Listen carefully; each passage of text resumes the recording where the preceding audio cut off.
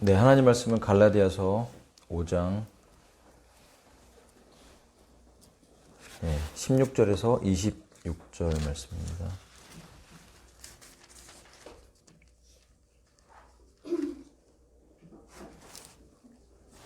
우리 한 절씩 교독하겠습니다. 그러한즉 내가 이것을 말하노니 성령님 안에서 살아가라. 그리하면 너희가 육신의 욕망을 실현하지 아니하리라. 이는 육신이 성령님을 대적하여 욕망을 부르며 성령님은 육신을 대적하기 때문이라. 그런즉 이들이 서로 반대하여 너희로 하여금 너희가 바라는 것들을 행할 수 없게 하느니라. 그러나 만일 너희가 성령님의 인도하심을 받는다면 너희는 율법 아래에 있는 것이 아니니라. 이제 육신의 행위들이 명백하게 드러나니 이것들이라. 곧 간음과 음행과 불결과 음탕한 것, 우상 숭배와 마술과 증오와 적대와 경쟁들과 경로와 분쟁과 폭동들과 이단들과 시기들과 살인들과 술 취함과 이용들과 그와 같은 것들이라. 이와 같은 것들에 대해서는 과거에 내가 너희에게 말한 것 같이 내가 미리 너희에게 알려주노니 그러한 것들을 행하는 자들은 하나님의 왕국을 상속받지 못하리라. 그러나 성령님의 열매는 사랑과 기쁨과 화평과 오래 참음과 온화함과 선함과 믿음과 온유와 절제라. 이와 같은 것들을 거역할 법이 전혀 없느니라. 그런즉 그리스도께 속한 자들은 그 육신과 함께 욕정들과 욕망들을 십자가에 못 박았느니라. 만일 우리가 성령님 안에서 살아있다면 또한 우리가 성령님 안에서 살아가자. 다 함께 우리가 서로 격분하게 하고 서로 시기하면서 헛된 영광을 열망하지 말자. 아멘. 아멘. 저와 여러분이 성령님 안에서 살리심을 받은 줄로 믿습니다. 그렇다면 성령님 안에 살리심을 받았다는 것은 우리가 구원을 받았다는 것입니다. 우리의 삶의 모습이 완전하게 바뀌지 않아도 하나님의 생명이 내 안에 들어와 있는 것만으로 우리는 천국에 갑니다. 그렇지만 우리가 이 세상을 살아가면서 정말 하나님이 우리에게 요구하시는 부분이 있죠. 그것은 무엇이냐면 성령님 안에서 살아가는 24시간 그분과 동행하는 삶에 대해서 우리에게 요구하신다는 것입니다. 이것은 정말 어려운 것이죠. 제가 주님은 나의 최고봉의 10월 21일자에 보니까 나와 있는 내용이 좀 연관이 되어 있는 것 같아서 이제 하나님의 은혜가 필요합니다. 이렇게 제목은 되어 있고요. 그 다음에 그러니까 주님께는 어떤 충동적인 면이나 차가운 면이 없었다. 결코 당황하지 않으시는 침착한 힘이 있었다고 이제 표현합니다. 그런데 이제 인간적인 본성으로 특별히 제자들의 모습에서도 되게 충동적인 모습이 있었죠. 베드로도 그렇고. 물론 우리가 이제 이런 충동적인 성향이 강하면 어떤 부분에는 장점이 있죠. 어떤 일을 추진한다든지 특히 베드로처럼 물 위를 걸어간다고 하는 그런 장면들은 이렇게 충동적인 막 좀 이렇게 열성적인 이런 자질이 없으면 그 부분은 사실 좀 힘들죠. 왜냐면 갈까 말까 하면서 이제 못 나가는데 이제 요한 같은 경우도 이제 굉장히 강했고 그렇지만 노년에 보면 그 삶이 굉장히 침착하게 온유하게 많이 바뀌어 있는 것을 이제 발견할 수가 있습니다. 어쨌든 우리의 삶이 예수님을 믿었지만 살리심을 받았지만 이제 주님과 함께 살아가는 성령 안에서 살아가자 또는 걸어가자. 그러니까 우리가 걷는다는 것은 무엇이냐면 삶을 말하는 것입니다. 그래서 주님께서 I am the way라고 얘기했죠. 나는 길이요 진리요 생명이니. 길이라고 말씀하셔서 예수님의 길이라는 것은 그 우리의 삶의 방향이고 방식이라는 것을 의미합니다.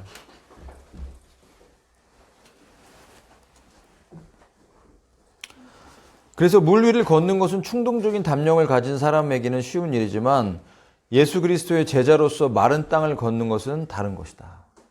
그래서 베드로는 물 위는 걸어갔지만 땅에서는 예수님을 멀리 떨어진 채 주님을 따라갔다라고 이제 여기 표현을 해주면서 위기를 견뎌내는데 우리는 매 순간 하나님의 은혜를 필요로 하진 않습니다. 그렇지만 매일 24시간을 성도로 살아가는 데는 하나님의 초자연적인 은혜가 필요합니다. 라고 나와 있습니다. 그래서 우리에게는 하나님을 위해 아주 예외적인 일들을 해야만 한다는 생각이 깊게 뿌리박혀 있습니다. 그것은 잘못된 생각이라는 것입니다. 다시 말하면 우리는 평범한 일들 속에서 예외적인 존재가 되어야 된다고 표현이 되어 있습니다. 정말 힘든 거는 일반적인 삶, 일상의 삶에서 24시간 주님과 동행하는 것이 정말 어렵다는 것이죠. 거기에 그 삶이야말로 정말 초자연적인 하나님의 은혜가 필요한 삶이라는 것을 말해주고 있습니다. 오늘 본문은 이제 그러한 내용들, 그리고 육신의 삶과 성령의 인도를 따르는 삶이 충돌한다는 거예요.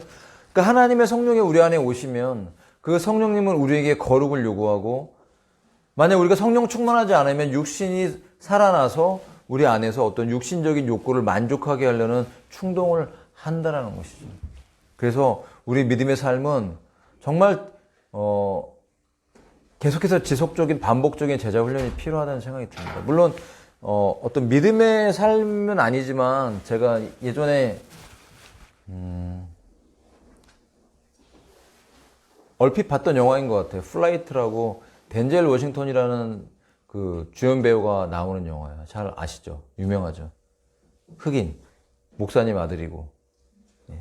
근데 전 참 재밌는 게 그런 분들이 이렇게 뭐 상을 받을 때 이렇게 앞에서 신앙 고백 같은 걸 하잖아요. 근데 대부분 들어보면 상당히 인본주의가 섞여 있더라고요. 좀 아쉬워요, 그런 거 보면.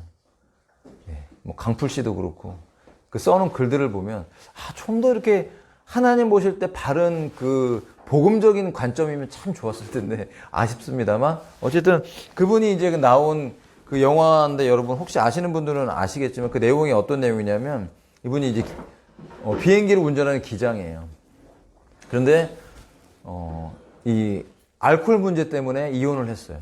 아들이 있고 그래서 따로 살아요. 그런데 굉장히 유능하고 실력이 있는 기장인 거예요. 예. 근데 이 문제가 뭐냐면 알코올 문제. 예. 그리고 심지어 코카인까지 해요. 그리고 이제 운전을 하러, 이게 비행기를 운전할 때 절대 술 마시면 안 되잖아요. 근데 주스에다가 이제 알코올을 타서 이렇게 한 잔씩 마시고, 이게 기장이니까 부기장이 있잖아요. 그러면 딱 앉아서 이렇게 얼굴에다가 뭐 수건 씌워놓고 자면서 이제 가요. 예. 다 알아서 하니까. 그리고 이제 스튜디오스 중에서 한 명 이제 교제하는 자매가 있어서 같이 비행기 안에서 함께 어느 지역을 향해서 이제 출발을 했어요. 근데 문제가 생겼습니다. 비행 기체 결함이 생기면서 이제 부기장이 이것을 감당할 수 없는 어떤 상황이 된 거예요. 술은 취했죠. 깼습니다. 예, 엔진도 망가지고 막 이런 여러 가지 어려움 속에서 비행기가 어떻게 운행을 하냐면, 그걸 이름은 생각이 안 나는데 거꾸로 날아가다가 이제 뒤집어져서 날아가더라고요. 예. 예. 그 원인은 잘 모르겠습니다. 제가 자세히 보진 않아서. 근데 비행기가 다 거꾸로 날아가다가 이제 비상 착륙을 하는 상황에서 거꾸로 날아다가 다시 또 뒤집어서 바르게 착륙을 했는데, 이제 100%가 다 죽을 수밖에 없는 상황인데, 이제 착륙을 해서 이제 95%를 살려요. 그러다 보니까 이제, 그 언론에서는 이제 뭐 난리가 났죠. 영웅이다. 예. 라고 얘기를 해요. 그런데 이제 문제가 발생을 했는데 체열을 한 거예요. 어쨌든 사고가 났으니까 이제 원인을 조사하기 위해서 누구의 원인인가 체열을 했는데 이제 알코올이 발견이 되면서 이제 그런 걸 가지고 재판이 벌어지고 이제 그런 상황이 있어요. 그런데 마침 그 교제하고 있던 그 여자 자매가 그 비행기 안에서 이제 다른 사람을 구하기 위해서 어떻게 움직이다가 뭐 떨어지고 막 이렇게 비행기가 뒤집어지고 하니까 안전벨트를 못 맨 상태에서 결국에는 사망을 해요. 그러니까 5%의 사망한 사람들 중에 끼어 있어요. 그러니까 5명의 사람이 이제 스튜디오스를 포함해서 기장까지 해갖고 5명의 사람이 이 알코올을 먹었다라는 것을, 병이 발견됐으니까 이제 그 중에 한 사람이 이제 발견이 돼야지 이 문제가 해결이 되는 거죠. 그러지 않으면 이제 이 사람이 이제 본인이 먹었다는 게 발견이 되면은 이제 감옥에 갈 수밖에 없는 이제 그런 상황인데, 이제 그리고 변호사 그룹에서는 그걸 측정하는 기계가 이제 18개월이 지났기 때문에 이제 확실하지 않다. 이런 걸 가지고 집요하게 물고 늘어주면서 이 사람이 풀려날 수 있는 가능성을 높입니다. 그런데 막 그 재판 날짜까지 9일 동안 술을 안 먹어요. 버텨요. 중독자인데. 근데 문제가 뭐냐면 바로 전날 못 견디고 막 퍼마셔요. 완전히 퍼마셔갖고 심지어 코카인까지 하고서 간 거예요. 그런데 만약 그 사람이 아무 말도 안 하고 참고 넘어갔으면 그러니까 자기가 사랑했던 그 여자한테 이제 그 여자가 먹었다고 죽었으니까 덮어 씌우면 됐을, 네, 자기는 감옥에 가지 않을 상황에 이제 처할 수 있는 상황인데, 문제가 뭐냐면 이제 양심에 찔렸던 거죠, 양심에. 그래서 결국은 너무 괴로워하다가 거기서 다 이제 변호사는 이제 완전 실망을 하죠. 왜냐면 이길 승소할 수 있었는데 결국 그 사람이 토해냈던 것은 이제 양심의 찔림이라는 것이죠. 보면서 제가 그 영화에 대한 그 생각을 하면서 어떤 마음이 가졌냐면, 그가 아무리 탁월한 능력을 갖고 있어도 그 삶에, 일상의 삶에서의 그런 극복하지 못하는 그런 육신적인 연약함 때문에 인생을 한순간에 망가질 수 있다는 것을 생각하게 됐습니다. 이것을 우리의 믿음의 삶에 적용한다면 우리가 탁월하게 어떤 은사가 있고 하나님의 어떤 특별한 재능에 있어서 어떤 큰 일들을 감당하는 사람이 될 수 있지만, 그 삶에 있어서 이런 성령의 지속적인 임재로 인하여서 주시는 우리 안에 열매가 적다면 육신적인 삶 때문에 그가 넘어질 가능성이 있다는 것이죠. 그래서 우리의 삶을 다시 한번 이제 돌아보면서 생각하게 됐습니다. 오늘 이 말씀을 보면 우리가 예수님 믿죠. 구원받았고 분명히 저와 여러분은 구원의 확신이 있는 줄로 믿습니다. 구원의 확신이 있는 줄로 믿습니다. 확신이 필요합니다. 비록 내가 어떨 때 넘어질 때가 있고, 항상 기도가 잘 되지 않잖아요. 그죠? 실수할 수가 있죠. 그렇지만 그럼에도 불구하고 내가 하나님의 자녀됨이 취소되는 것은 아니라고 성경은 말씀하세요. 오늘 우리가 성경 공부 교주에도 그런 구원의 확신에 대한 부분들을 말씀하고 있어요.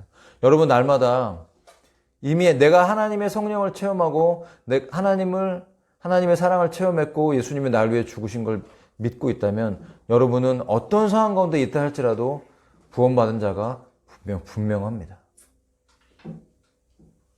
잠깐 길을 벗어나고 어떤 실수를 하고 넘어짐에 있어도 회개할 수 있고 우리는 돌이킬 수 있습니다. 하나님의 용서가 날마다 우리의 삶 속에 작용하고 있기 때문에 우리는 회복될 수 있죠. 그러니까 내가 구원받았다는 그 놀라운 진리와 확신에 대해서 우리는 의심하지 말아야 됩니다. 그것은 우리에게 위로를 주고 용기를 주고 우리가 다시 일어날 수 있어 걸어갈 수 있는 힘을 주기 때문에. 그렇지만 또 반면에 심지어 내가 구원받지 않았는데도 불구하고 구원의 확신이 있는 사람도 있다는 것입니다. 무서운 얘기죠, 그거는. 죄사함도 받지 않고 그냥 교회 다닌다는 것 때문에, 교회 안에서 내가 직분을 받았다는 것 때문에, 심지어 목회자인데도 구원의 체험이 없고 영적인 게 하나도 없어요. 저는 다른 분들을 말한다는 게 좀 조심스럽긴 합니다만, 제가 여러 이제 교회들을 거치면서 사역을 할 때 참 의아했던 건 뭐냐면, 어떤 분들은 말씀을 증거하는데 그가 말을 잘하고 뭐 논리적으로 막 이렇게 설교를 잘하고 그런 내용이 아니라 하나님 말씀을 전하는데 도대체 무슨 말을 하는지를 모르겠는 분들이 계세요. 다시 말하면 그 말씀을 전할 때 이렇게 다가오는, 영적으로 이렇게 적셔지는 하나님의 은혜가 없는 걸 느낄 때 굉장히 좀 의아하고, 하나님의 임재가 있다면, 정말 구원받은 목회자라면 하나님 말씀을 전할 때 그 말씀에 하나님의 주시는 은혜가 있어야 된다고 저는 생각합니다. 설교를 잘하고 똑똑하게 하고 그런 문제하고는 다른 하나님의 임재와 하나님의 은혜가 느껴지는 그런 은혜에 대해서 저는 꼭 필요하다고 생각을 합니다. 그렇지만 우리가 교회 다닌다고 해서, 직분이 있다고 해서 그 자체가 내가 어떤 봉사를 하고 하나님의 일이라는 것을 한다고 해서 그것이 내가 구원받았다는 확신을 주는 것은 아니죠. 너무나 개인적인 체험이긴 하지만 저와 여러분이 예수 그리스도의 구원을 믿고 또 그렇기 때문에 그 믿음 가운데서 성령님이 우리 안에 오셔서 내 안에 임재하실 때 그 성령 하나님이 내가 구원받다는 하나님의 자녀라는 그 확신을 주고 일종의 계약금이라고 표현을 하죠. 책에 보면 계약금. 나중에 우리가 이 육신의 삶이 끝나면 하나님이 우리를 위해 준비하신 그 집과 천국에 들어가게 될 것이라는 그 확신을 어떻게 주냐면 지금 이 땅에 살아가면서 성령께서 내 안에 임재해 계신다는 그 체험, 성령의 인침, 이런 것이 우리에게 확신을 주는 것임을 믿습니다. 여러분, 지속적으로 우리는 이 땅을 살아가면서 성령 충만을 받아야 됩니다. 성령 충만을 계속 지속적으로 받지 않으면 어떤 일이 있죠? 열매가 없죠.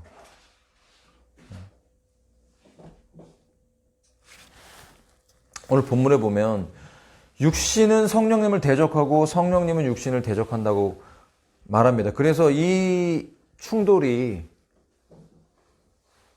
내가 어제 성령께 순종하고자 하는데 육신적인 그 욕구가 나를 고통스럽게 할 때, 넘어질 때 이 안에서 계속 이것도 못하고 저것도 못하고,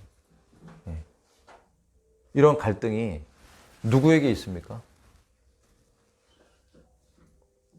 저는 구원받은 사람에게 있다고 믿고 선포합니다. 구원받지 않은 사람에게는 이런 갈등 자체가 없습니다. 양심의 찔림 자체가 없어요. 여러분, 세상 나가보십시오. 세상 사람들 대해 보면요, 구원받지 않은 사람들은 양심의 찔림이라는 것 자체가 없어요. 돈이라는 이 세상의 돈, 어떤 일들을 행했을 때 돈이라는 것이 내 안에 들어온다고 했을 때 그 돈에 의해서 움직입니다. 예전에 제가 가구에 대해서 좀 공부한 건 아니지만 가구를 어떻게 팔고 어떻게 포장하고 어떻게 배달하고 CS를 어떻게 하는지 경험할 때 보면요, 진짜 웃겨요. 이게 눈에 보입니다. 서로 막 그거를 세상적인 말로 엮는다고 그러더라고요. 어떻게 건다고 그러나? 이렇게. 그 사람을 통해서 내가 연결돼서 어떤 이득을 얻기 위해서 서로 간에 좋은 퍼센테이지로 이 사업을 진행하기 위해서 막 어떤 이렇게 막 머리 쓰는 그 소리가 막 들립니다. 그걸 움직이게 하는 그 근원이 뭐냐면 바로 돈이라는 힘이죠. 돈. 그 돈이 있으면 그 돈은 나에게 어떤 유익을 주기 때문에 우리 가족을 더 행복하게 살기 위해서 먹는 것, 입는 것, 자는 집과 차와 나의 삶을 윤택하게 해주는 어떤 것들이 다가오죠. 심지어 어떤 부분에선 먹고 마시고 즐기고 쾌락을 즐기고 죄를 짓게 하는 요소까지도 돈이라는 것이 작용하기 때문에 그것을 사람들은 행복이라고 생각하니까 그 돈에 의해서 이 세상의 시스템을 움직입니다. 양심이라는 건 찾아보기가 어렵죠. 그러나 그리스도인들에게는 그렇지 않죠.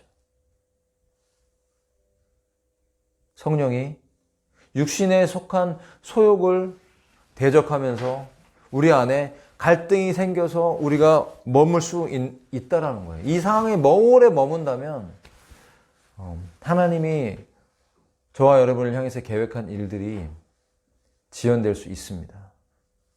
그러므로 오늘 우리가 우리 안에 이런 육신적 요소들을 이것이 십자가에서 이미 해결되었다는 것을 분명히 믿고 믿음 안에서 선한 싸움을 싸우고 성령 충만을 받아야 됩니다.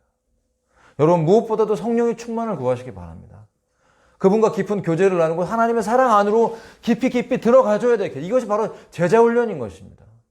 제자훈련이 뭡니까? 어느 교회처럼 문제를 일으키는 그런 교회들이 있지 않습니까? 제자훈련을 이상하게 하잖아요. 막 성도들을 막 너무 세게 그게 제자훈련이라고 생각하는데 저는 그렇게 생각하지 않습니다. 예전에 이제 청소년들을 데리고 수련회를 갔을 때 철로역정이라는 프로그램을 했습니다. 애니메이션에 나오는 것처럼 철로역정 프로그램을 만들어서 마침 또 비가 오는 거예요. 비가 오는데 막 진흙탕을 굴르게 하고 막 어려운 어디를 통과하게 하고 하면서 이름 붙여놓고 무슨 시험, 무슨 믿음과 인내의 시험 이러면서 과정들을 다 통과하고 나름 재밌었어요. 그리고 비 맞고서 막 샤워 딱 하고 밥 먹고 예배 드리니까 또 나름 즐거워하더라고요. 제자훈련이 여러분 그런 게 제자훈련일까요? 사실은 진정한 제자훈련은 이런 육신과 성령의 소욕 가운데서 우리가 성령 충만을 지속적으로 받게 해서 육신적인 욕구가 끊어지게 하는 게 이게 진짜 제대로 된 제자훈련이라고 저는 믿습니다. 어떤 육신을 힘들게 하고 막 바쁘게 하고 리더가 이렇게 순종하게 해서 어려운 것들을 따르게 하는 그런 것을 말하는 것이 아니라 실제로는 우리 내면의 싸움인 거죠. 진정한 제자 훈련은 하나님의 은혜를 받게 하는 게 제자 훈련입니다. 여러분 오늘 예배 가운데서도 제자 훈련이 되시기를 바랍니다. 일상의 삶에서 여러분 스스로가 내가 주님의 제자라는 걸 믿고 결단하면서 삶 속에서 우리는 늘 이미 훈련을 거치고 있는 것입니다.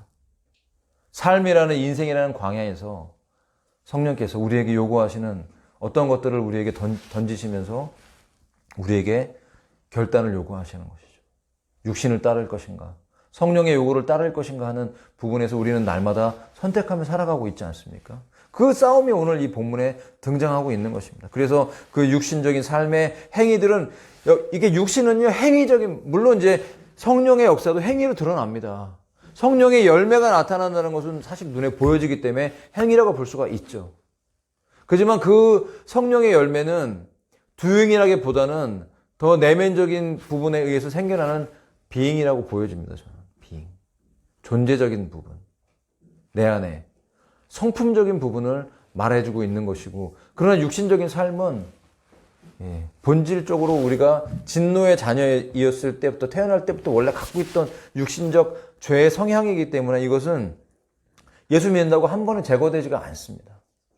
마치 이스라엘 사람들이 가나안 땅에 들어갔을 때 믿음의 싸움을 통해서 그 성을 싸워 나갔던 것처럼, 정복해 나갔던 것처럼, 하나님이 아예 가나안 땅에 들어갔을 때 하나님이 한 번에 그걸 다 해결해 주신 게 아니라 그들이 성에 싸움이 있었지 않습니까? 여리고 성을 무너뜨리고 아이 성에서는 실패했었죠. 원인이 있죠. 어떤 죄에 대한 부분, 하나님 앞에 불순종했을 때 반드시 영적 싸움에서 그런 결과가 다가왔다는 것을 우리는 알 수가 있습니다. 그런 것처럼 우리의 삶 속에서 예수님의 제자가 된다는 것은 바로 이러한 삶의 싸움인 것인데, 육신의 행위들은 우리가 알다시피 명백하게 드러납니다. 첫 번째 19절을 보시면 간음과 음행과 불결함과 음탕함, 이건 같은 계열이죠. 자세히 설명하지 않아도 이미 다 아실 줄로 압니다. 특별히 이제 결혼 전에 있는 청년들에게는 지금 세상 풍조가 그렇지 않기 때문에 만나자마자 바로 모텔 가고 그런 분위기, 세상 분위기가 그렇지 않습니까? 그러다 보니까 결혼 전에 어떤 성관계를 갖는 부분에 대해서 우리가 젊었을 때 살았을 때보다는, 그리고 우리 어르신들이 살았을 때보다 훨씬 더 관대하죠. 그러니까 세상의 풍지는 이렇게 바뀌는 것 같아요. 관대하고. 성경적 관점에서는 사실 이런 성의 문제에 대해서는 사실 자녀를 낳고, 그런 자녀를 낳지만 또 하나님이 주시는 그런 부부 관계 안에서의 기쁨이 있습니다. 하나님이 허락하신 그 바운더리 안에서의 기쁨이고, 이것을 계명이라고 말하는 것인데, 이 바운더리 밖으로 나가면 계명이 깨지죠. 그래서 부부라는 그런 카테고리 안에서 하나님이 허락하신 복이에요. 그래서 그것을 우리에게 샘물이라고 표현해요. 네 샘물을 다른 사람에게 주겠느냐 표현을 해요. 만약 우리가 결혼 전에 많은 사람과의 이런 성적인 즐거움을 같이 누린다면, 결국 내가 진짜 하나님이 택한 그 사람을 만나서 결혼을 했을 때 그런 기쁨의 즐거움이 반감된다는 것을 우리는 알 수가 있어요. 이게 적합한지는 모르겠지만, 어떤 결합시켜주는 끈끈함이 약해지는, 결합이. 그래서 이혼도 많이 하고, 그래서 나쁘게 말하면 외도도 많이 하는 것 같아요. 그래서 이 간음이라든지 음행, 불결함, 음탕함, 이런 것들은 사실은 인간이 타락하면서 사탄 자체가 음란하고, 그래서 우리가 창세기에 우리가 알 수 없지만 엄청난 그런 악한 일들이 있었습니다. 하나님의 법을 어기는 엄청난. 그래서 그 결과는 결국 하나님의 심판, 홍수라는 그런 강력한 심판으로 싹 쓸어버릴 수밖에 없는 정말 너무나 악한 죄악들을 낳았던 것이죠. 그것이 지금 동성애라든지 트랜스젠더라든지 LGBTQ 500 몇십 가지 성적 지향이라는 말도 안 되는 것들이 지금 이 서구를 휩쓸고, 우리 대한민국도 지금 아직은 들어오지 않았지만 이미 그런 어떤 대법원 판례에 의하면요, 너무 이미 지금 좋지 않습니다. 카이스트에도 성중립 화장실이 만들어져 있는데 그것을 반대하는 분들은 가서 직접 조사까지 하더라고요. 근데 문제가 많더라고요. 관리도 안 되고 위생적으로도 좋지 않고 아예 사람들 쓰지도 않아요. 도대체 왜 그걸 만들어 놓은 겁니까? 현대카드 사옥에도 가보면 성중립 화장실이 있죠. 그런 회사들의 흐름, 딥스와 연결된 그런 회사들의 그런 흐름들을 보면 굉장히 그런 것들이 관대하고 앞서가면서 이 세상에 있는 풍조들을 더 악하게 만들어 갑니다. 굉장히 첫 번째 이런 부분들이 나왔다는 것은 얼마나 사탄이 음란하고 그 사탄으로부터 영향받은 이 세상 사람들은 이렇게 살아갈 수밖에 없다는 것인데 우리에게 그런 것들을 경고해주고 있다는 것이에요. 그러나 과거에 제가 실수가 있었습니다. 정결하게 힘을 입고 앞으로 우리의 삶에 대한 하나님의 요구에 대해서 우리는 기억해야 됩니다. 교회를 다니면서도 성령 충만 받았으면서도 어떻습니까? 하나님 즐기라고 허락하신 성인데 라고 생각하고 있다면 그 사람이 정말 구원받았는지에 대해서 우리는 의심할 수밖에 없다라는 것이죠. 왜냐하면 이것은 육신의 삶이라는 것이에요. 과거에 어떻게 살았든 우리가 현재에는 구원받았다면 이 부분에 대해서 하나님의 요구에 대해서 우리는 알고 있어야 됩니다. 이것은요, 하나님이 왜 이런 것들을 허락하시나? 이거 왜 하나님 즐기라고 허락하셨는데 왜 못 즐기게 하셨나? 그게 아닙니다. 하나님의 계명은 우리를 보호해 주는 것입니다. 하나님이 인간을 그렇게 지으셨기 때문에 우리가 그 계명대로 산다는 것은 하나님이 그렇게 지으신 법칙대로 살아가라는 것이고 법칙을 어겼을 때는요, 고통이 다가오는 것이에요. 여러분 10계명 어겨보십시오. 우상 숭배해 보십시오. 하나님을 망령되이 일거로 보고 여러분 우상 숭배해 보세요. 어떤 결과가 다가올까요? 우리 안에 고통이 다가오고 우리 영혼의 고통이 다가옵니다. 성적인 법칙을 어기고 남의 것을 탐욕하고 살인하고 등등등 이런 일들이 부모와 관계 안에서 어떤 문제가 생겼을 때 그럼 어떤 일들이 다가옵니까? 고통이 다가와요. 우리 영혼에. 그 때문에 하나님께서 이런 육신적인 삶을 우리에게 절제하기를 원하시는 것은 우리를 사랑하시기 때문에 보호하시기 때문인 줄로 믿습니다. 자, 우상 숭배. 여기 보면 다 하나님의 사실 계명이에요. 하나님의 10계명 안에 들어와 있는 내용들이 여기 다 나오죠. 마술을 이제 보면 우리가 하마키야 이렇게 이게 지금 이렇게 번역이 되어 있는데 다른 번역에는 술수라고 되어 있어요. 술수. 이걸 이제 마술이라고 여기 되어 있죠. 약물을 사용하는 부분이 여기 들어가 있더라고요. 증오, 적대, 경쟁, 경로, 분쟁, 폭동, 이단. 근데 이제 번역이 다른데요. 다른 데는 이 이단을 당파를 짓는 것 이렇게 번역이 되어 있더라고요. 그리고 시기, 살인. 근데 살인은 또 생략이 되어 있고. 그러니까 번역에 보면요. 이 살인이 생략이 되어 있기도 하고 그 다음에 폭동도 생략이 되어 있더라고요. 여러 번역에 따라서. 그러니까 성경이 그래도 킹제임스가 완벽하지 않아도 좋구나라는 걸 다시 한번 느낍니다. 생략이 없어요. 생략. 다른 이제 번역들 개역개정 특별히 개역개정 개역 성경을 보면요. 여기 뒤에 보면 이제 또 표현이 되어 있는데 등등등 이런 행위들이 이제 우리 안에 끊어지지 않았을 때 사실은 이거는 이제 굉장히 끝까지 회개하지 않은 자들에게 이제 요구하시는 하나님의 허락하시는 부분이에요. 그러니까 하나님의 왕국을 상속받지 못한다. 는 분명한 기준을 우리에게 말씀해 주고 있어요. 자, 넘어가겠습니다. 그러면 22절에 성령님의 열매는 무엇인가? 왜 열매라고 하셨을까? 성령 안에서의 어떤 행동이라고 하지 않고 우리에게 행동이라고 하지 않고 열매라고 하신 이유는 뭐냐면 성령과의 교제, 성령 충만을 받았을 때의 결과물이 우리 안에 성품으로 드러난다는 것이죠. 결국은 본질은 뭐냐? 우리 안에 내면의 싸움이라는 것이죠. 내면. 우리의 내면에 하나님의 열매가 드러나야 될 줄로 믿습니다. 그래서 사랑과 기쁨과 화평과 오래 참음과 온유함과 선함과 믿음과 온유와 절제라. 이 번역이 또 다르죠. 자비와 양선과 자비와 양선. 무슨 양선이 뭐죠? 그러니까 자비보다 좀 더 다른 또 의미예요. 비슷해요. 비슷한 계열인데 좀 달라요. 그러나 어쨌든 우리의 성품을 바꾸는 어떤 열매라는 것이죠. 여러분, 예수님은 포도나무라고 하셨고 우리는 가지라고 하셨습니다. 만약 가지가 포도나무에 붙어 있다면 열매를 맺죠. 그러나 가지가 포도나무에 붙어 있지 않다면 떨어지잖아요. 떨어져 있으면 열매를 못 맺으니까 그 가지를 어떻게 하겠습니까? 불태우겠죠. 불쏘시개로 쓰거나 쓰레기로 치우겠죠. 그러나 가지가 붙어 있는 한 그 가지는 저절로 열매를 맺습니다. 붙어 있는 게 중요하죠. 붙어 있으면 공급을 받아요. 붙어 있는 게 뭘까요? 붙어 있는 것은 바로 믿음입니다. 믿음. 확신. 구원의 확신이 필요합니다. 그럴 때 우리는 그 믿음의 확신을 가지고 있을 때 하나님의 은혜가 우리의 삶에 공급되면서 어느 날 뒤를 돌아보니까 풍성한 열매가 맺혀져 있더라는 것이죠.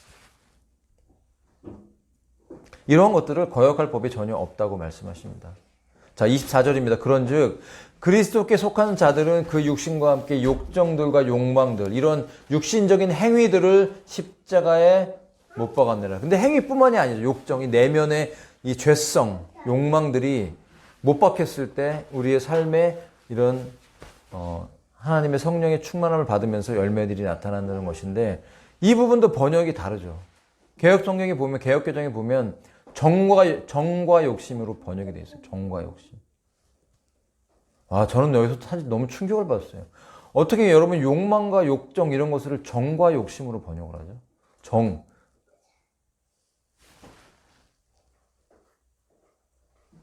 초코파이 먹나요? 정. 이게 진짜요? 오해를 불러일으키기가 너무 쉬워요. 성경 번역이 진짜 너무 기가 막혀요. 오염돼 있다니까요. 이거 어떻게 정으로 번역합니까? 제가 너무 이상하게 궁금해갖고 그 당시 영어 성경 봤더니 패션으로 되어 있더라고요. 패션? 패션? 열정이죠. 근데 이 패션이 열정 말고도 이런 욕정이나 이런 부분의 그 뜻도 갖고 있더라고요. 갖고 있기는. 하지만 또 그것조차도 오해를 불러일으켜요. 영어 성경에 보니까 뭐 킹제임스에는 뭐 affection, 그다음에 뒤에 이제 욕망들, 이것은 뭐 lust. 예. 그러니까 어떤 이것도 굉장히 또 성적인 부분에 대한 앞뒤로 이렇게 성적인 부분에 대해서 말해주고 있는데, 이것이 정말 사탄적인 삶의 특징인 것 같아요. 육신적인 삶, 그냥 내버려둬도 그냥 우리는 그렇게 살아갈 수밖에 없는 삶. 저는 이제 천년왕국에 대한 공부, 요새 이제 종말론을 더 깊이 이제 공부하면서 에스겔서 곡과마고의 전쟁에서 다시 한번 공부하고, 또 우리 영호 형제도 지금 또 파고 있는데, 천년왕국에 대한 그런 표현이 있더라고요. 천년왕국에서 우리가 지금은 성령님께서 한 사람 한 사람의 삶 속에 임재하시잖아요. 지금 하나님의 성령께서 우리 가운데 한 사람 한 사람 임재하는 저와 여러분은 누가 되냐면 천년왕국에서 왕과 같은 존재로 다스리게 됩니다. 그런데 육신으로 천년왕국에 살아서 들어가는 사람들이 있어요. 천년왕국과 동시에 구원받은 존재들, 회개한 이스라엘 사람들. 천년왕국에는 어떤 일이 벌어질까요? 사탄이 묶임을 받고 천년 동안 주님께서 우리와 함께 통치하시는 그 시대에는 성령님이 어떻게 역사하실까요? 성경의 표현을 빌리자면 모든 육체에게 임재하신다는, 그냥 한 사람 한 사람이 영혼에 들어오는 게 아니라 아예 그냥 성령께서 그 왕국 천년 내내 모든 육체 위에 임재하신다는 거예요. 그렇게 표현하고 있더라고요. 그런 완전히 초자연적인 성령의 충만함이 덮여서 물이 바다를 덮음같이 여호와의 영광을 아는 것이 충만해진다는 그런 의미가 바로 그런 의미라는 것이에요. 어떻게 하나님의 영광이 그렇게 물이 바다를 덮음같이 알게 됩니까? 여러분, 휴거 전에 절대 그런 일은 이스라엘 가운데 일어나지 않습니다. 일부분 믿고 구원받아서 휴거될 자들이 분명히 있겠지만, 이스라엘의 국가적인 회복과 온 열방의 그런 하나님의 영광의 임재는요, 후천년설처럼 그렇게 절대로 7년 환란 전에 그런 일은 일어날 수 없어요. 왜냐하면 성경이 그렇게 말하고 있지 않아요.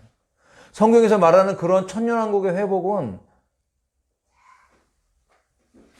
바로 성경의 타임라인 안에서 7년 환란 지나고 나서 예수님의 지상재림과 함께 이 땅에 벌어지는 너무나 놀라운 세상이라는 것입니다. 이전에 보지 못했던 물이 바다를 덮은 같이 여호와의 영광을 인정하는 것이 모든 인류에게 역사하는 모든 피조물들, 식물, 동물, 온 우주가 주 안에서 이 천년 동안 회복되어 가고 누려지는 놀라운 하나님의 나라가 이 땅 가운데 온다는 것입니다. 여러분, 그 땅을, 그 세상을 여러분 우리는 기대하며 살아가야 됩니다.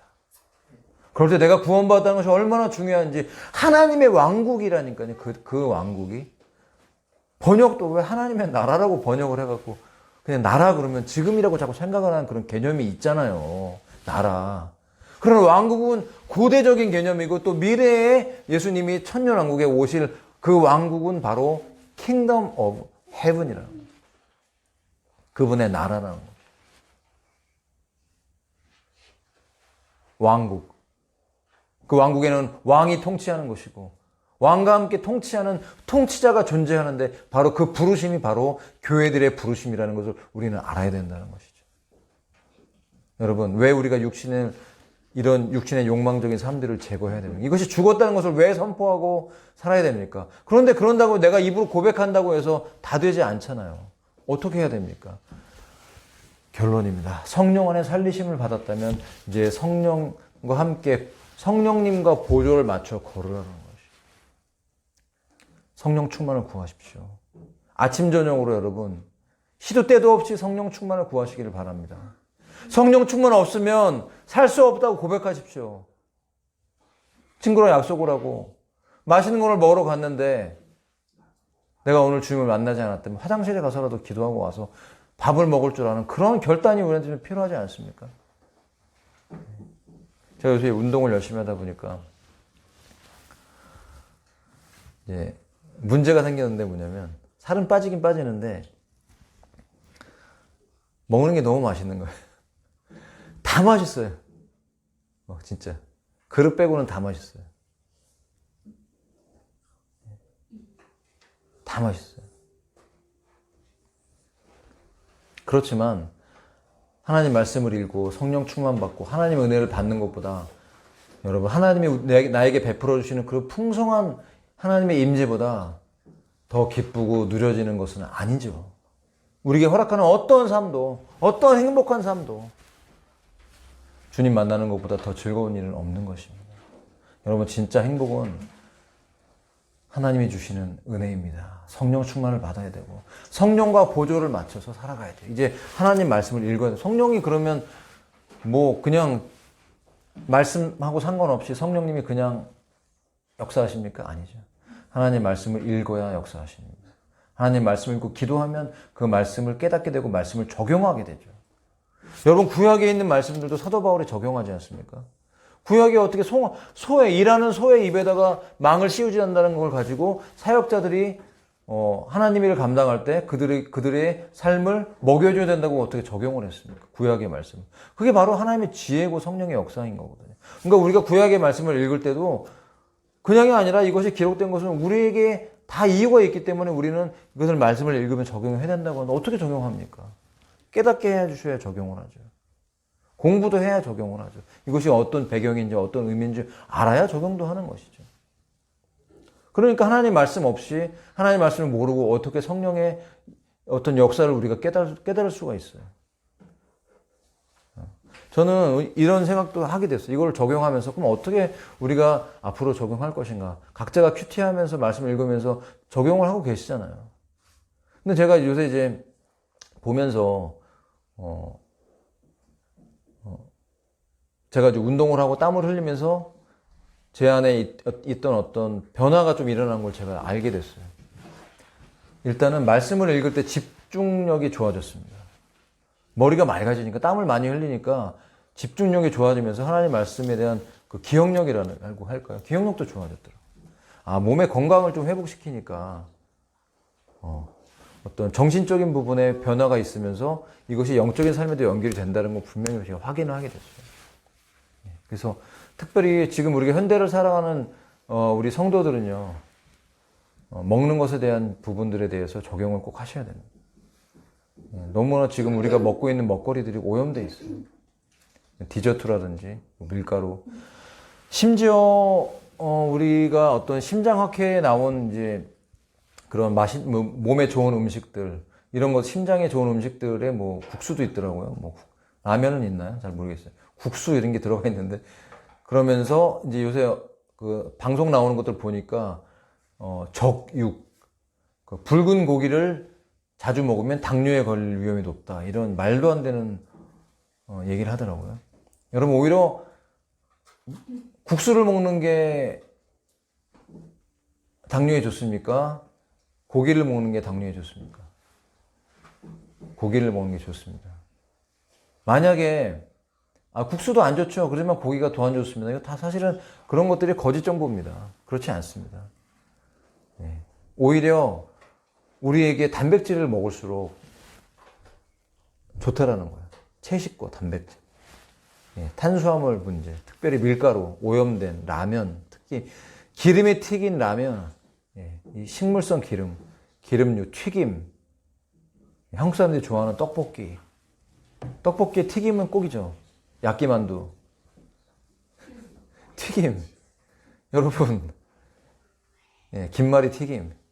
떡볶이랑 같이 먹고, 짜게 먹고, 예, 거기에 그 조미료가 엄청 많이 들어가 있고, 아스파탐 등등등, 제로 콜라. 예, 다시 한번 생각해야 됩니다.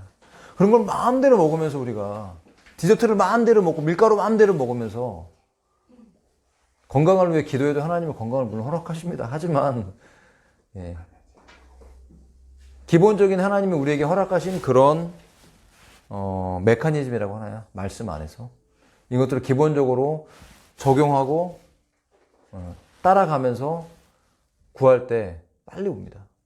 저는 이제 운동해야 된다는, 땀을 많이 흘려야 된다는 걸 생각해서 했는데, 이제 저는 이제 도움을 받았죠. 정신도 맑아지고 어떤 집중력도 생기고 체력도 좋아졌어요. 처음에 막 운동할 때는 매일매일 가니까 좀 막 너무 힘든 거예요. 근데 거기 막 70대 어르신들 7시간 탁구 치는 분들도 계시거든요, 하루 종일. 그 체력이 어디서 나오죠? 네. 오전에는 탁구 치고 오후에는 에어로빅 가는 분도 계시더라고요. 대단합니다, 체력들이. 근데 이제 제가 볼 때는 좀 그런 분들은 이제 삶이, 운동이 인생의 목적인 것처럼 됐고 중독된 거죠. 운동이 주는 어떤 육신적 즐거움에 이제 몰입돼 있는 것 같아요. 좀 지나친 거 좋지 않죠. 건강을 위해서 우리 운동도 하고, 그 다음에 우리의 뭐 말할 필요는 없겠지만 잠도 잘 자야 되는데, 특히 숙면을 못 취하면은 일상생활하기 어렵잖아요. 그러니까 삶을 계속 돌아봐야죠. 왜 내가 잠을 못 자는지. 커피를 몇 시에 먹는가. 그러면 좀 더 커피 먹는 시간 좀 줄이거나, 커피를 좀 줄이거나, 안 되면 뭐 12시 전에 마신다. 그리고 물을 많이 마셔서 희석시키고. 여러분, 물도 많이 먹어야 돼요. 근데 그냥은 물이 잘 안 먹혀지잖아요. 근데 제가 왜 운동을 자꾸 강조하냐면, 땀을 많이 흘리니까 물이 그렇게 맛있어요. 많이 먹게 돼요. 그러니까 노폐물이 배출이 되더라고요. 그러니까 이 영향이 있는 것 같아요. 머리가 맑아져요. 피가 깨끗해지니까 당뇨도 떨어지고. 보통 오전에 제가 막 당뇨약 먹고 이렇게 저혈당 온 적이 없거든요. 근데 한번 이번 주에 운동하면서 저혈당이 막 한번 핑 돌았거든요. 그래서 뭐 단 음료를 갑자기 막 마시면서 좀 회복을 시켰는데, 그런 것처럼 혈당이 오히려 떨어졌다는 몸이 저혈당이 온다는 그런 증거가 되거든요. 약을 먹었을 때. 근데 약도 줄일 수가 있습니다. 저는 어쩔 수 없이 당뇨가 생겼는데, 당뇨 예전보다 많이 줄였지만 점점 좀 줄이고. 그래서 우리가 성령님과 보조를 맞춘다는 건 하나님의 말씀이 우리를 창조하셨을 때의 기본적인 원리를 우리가 지키면서 우리 몸에 좋은 것들을 넣었을 때 건강에 찾아오는 이런 방식조차도 저는 성령님과 보조를 맞춘다는 부분을 적용할 수 있다고 생각하는 것입니다. 기도만 하고 어떤 영적인 것만 추구하는 것이 아니라 일상의 모든 삶의 원리를 하나님 말씀에서 찾아서 내 안에 적용시키는 것도 하나님의 뜻에 순종하는 거라고 생각합니다. 그러니까 전인적인 삶을 말하는 것이죠. 우리 영혼육이 균형감을 가지고 하나님 앞에 복종될 때. 네. 심지어 여러분, 리고렌 같은 딥스에 붙어 있는 그런 목사도 예전에 그분이 살이 많이 쪘잖아요. 건강을 회복한다고 뭐 다니엘의 채식 그래갖고 그 책도 낸 적이 있어요. 책이 있어요, 책이. 네. 크리스찬에게 좋은 음식 그래갖고. 네. 그래갖고 사람들은 이제 막 그 특히 미국 사람들 뚱뚱한 사람들이 많으니까 막 살 빼기 운동 벌려갖고 온 교인들이 막 채식과 막 이런 것도 다니엘의 채식 그래갖고 이제 그 운동도 벌이고 이제 제가 그 기억이 나는데 뭐 필요한 부분도 우리도 배워야죠. 여러분 기도하시면서 쉽지 않지만 우리가 먹는 음식들 또 잠자는 부분 기도하는 거 다 우리 영혼육이 건강하게 하나님의 임재를 누리기 위해서 뭐 꼭 내 힘으로 할 수 없는 어떤 불가항력적인 부분들이 분명히 있습니다만 하지만 하나님이 허용하시는 그 범위 안에서는 우리가 서로 사랑하라고 하신 것처럼 먼저 나를 먼저 사랑할 수 있는 그 하나님의 계명에 우리가 순종해야 되겠습니다. 여러분 내 이웃을 내 몸처럼 사랑하라고 하셨는데 내가 내 몸을 내 영혼육을 내가 사랑하지 못하면 어떻게 남을 사랑합니까? 먼저는 우리의 존재가 하나님의 은혜와 사랑을 입은 존재라는 걸 깊이 깨닫고 교제하면서 성령께서 알려주시는 방식과 법칙대로 하나님 말씀을 읽으면서 우리의 삶에 적용해서 우리가 정말 건강하게 주님 오실 때까지 살아가야 될 줄로 믿습니다. 내가 건강하고 내가 힘이 나고 내가 성령 충만하고 하나님의 이런 열매를 맺어야 힘이 나서 사랑할 수가 있죠. 내가 피곤하고 내가 아프고 내가 어려운데 내가 어떻게 다른 사람 사랑할 수가 있습니까? 짜증나고 힘들고 지치고 시간 활용도 잘 못하게 되고 그런 일들이 발생을 합니다. 말씀을 정리하겠습니다. 약간 사담인 것처럼 말씀드렸지만 그런 부분도 일종의 우리 가운데 맺혀지는 어떤 성령의 역사라고 저는 생각을 합니다. 여러분 하나님이 저와 여러분을 너무나 사랑하십니다. 우리가 주님과 깊이 교제를 나누고 사랑을 나누면 성령 충만을 지속적으로 받으면 이런 열매는 저절로 맺힙니다. 이 열매를 가지고 회복시키는 삶. 나 자신뿐만 아니라 우리 가족과 우리 이웃과 우리 직장에서 회복되는 사람들을 회복시킬 수 있는 존재가 되기를 바랍니다. 이것이 이 세상에 없는 것이죠. 성령의 역사. 그러나 천년왕국이 이루어지면 이런 모든 것들이 초자연적으로 이루어지고 또 천년왕국이 끝나고 다시 한번 마지막 곡과마곡의 전쟁이 끝난 이후에 새하늘과 새 땅이 됐을 때 새하늘과 새 땅 모든 온 우주가 새롭게 됐을 때 진정한 인류가 꿈꾸는 유토피아가 다가온다는 거죠. 하나님은 이걸 원하셨던 것입니다. 아담과 하와를 창조하셨을 때 이 세상을 원하시고 그리셔서 만드신 그 세상에 죄가 들어와서 다 망가졌지만 주님은 그것을 회복시키기 위해서 일하셨고 그 아들을 보내셨고 구원하시고 섭리하시면서 지금도 성령의 역사로 말미암아 이 땅 가운데 우리 가운데 오늘도 이 시간도 역사하고 계십니다. 우리가 이것을 깨닫고 확신하면서 예수님의 제자로 살아가기를 원합니다. 그 힘은 바로 어디에서 오냐? 지속적인 성령 충만에서 옵니다. 말씀을 읽고 성령 충만을 받고 우리의 삶에 적용할 때 우리는 예수님의 제자가 되는 것입니다. 그럴 때 우리의 모든 삶이 회복되고 그것이 사람의 눈을 볼 때는 행복한 삶이 되는 것이죠. 전인적인 회복.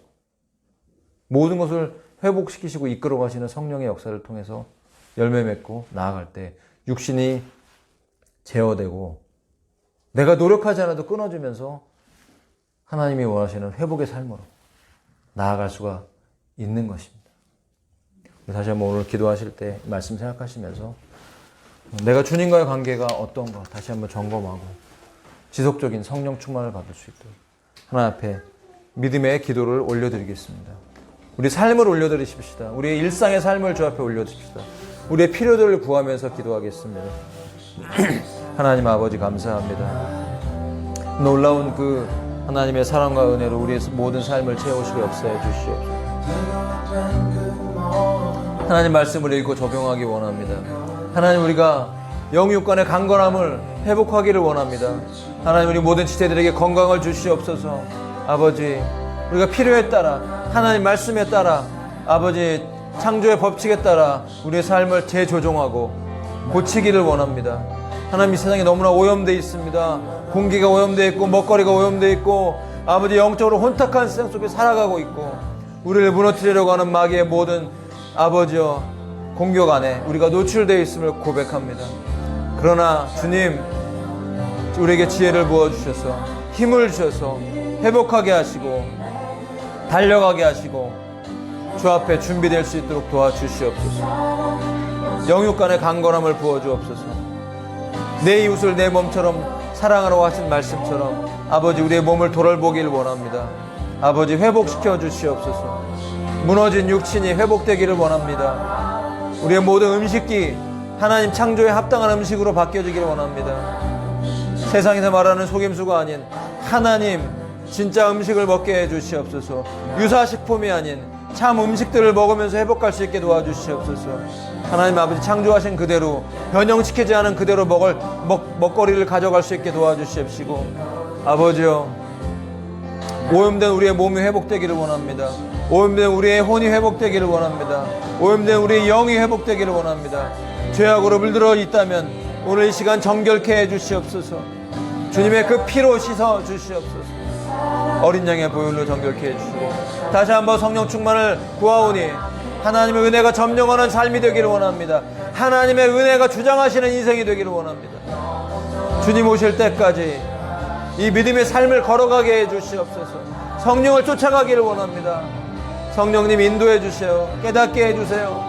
우리에게 말씀하여 주시옵소서. 날마다 그 음성에 귀를 기울이고 주님을 따라갈 수 있는 한 영혼 한 영혼 한 지체가 될 수 있도록 도와주시옵시고 주의 말씀이 우리를 주장하시고 주의 성령이 우리를 이끌어가시며 우리의 삶이 그런 아름다운 열매를 맺을 때 주님의 기쁨 되기를 원합니다. 하나님의 왕국을 상속하는 존재가 되기를 원합니다. 이러한 구원이 우리의 삶의 확신으로 머물고 열매로 보여질 때 우리가 더욱 성령의 위로를 받으며 확신을 갖고 살아갈 수 있게 도와주시옵소서. 하나님 마지막 때 이 세상에 정말 악한 영의 역사들이 너무나 강합니다. 우리 자신을 지키기가 버겁다고 느낄 때가 있습니다. 그렇지만 다시 한번 기도합니다. 힘을 내게 해주옵소서. 바른 싸움을 싸우게 해주시옵소서. 예수님의 제자로서 결단하며 이 삶을 살아가기를 원합니다. 힘을 주시옵소서. 역사해 주시옵소서. 회복시켜 주시옵소서. 할렐루야. 아버지의 은혜만 넘치는 주의 은혜만을 구하오니 도와주시옵소서.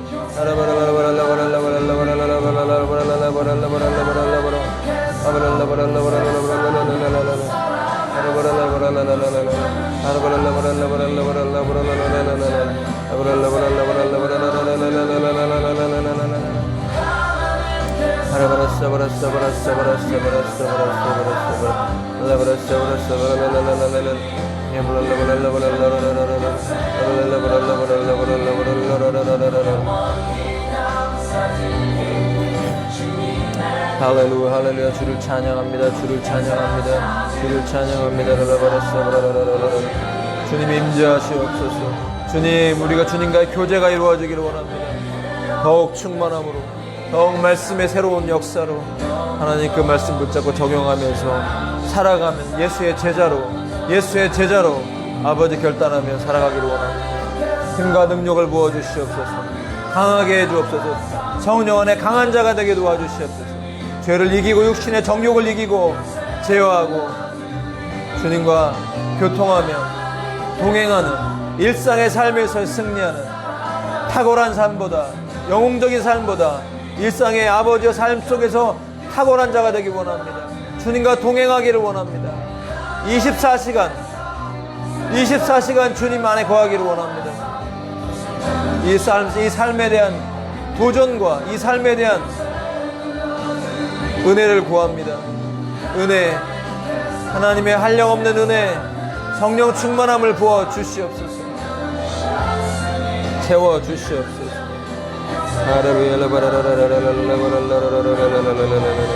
아버지요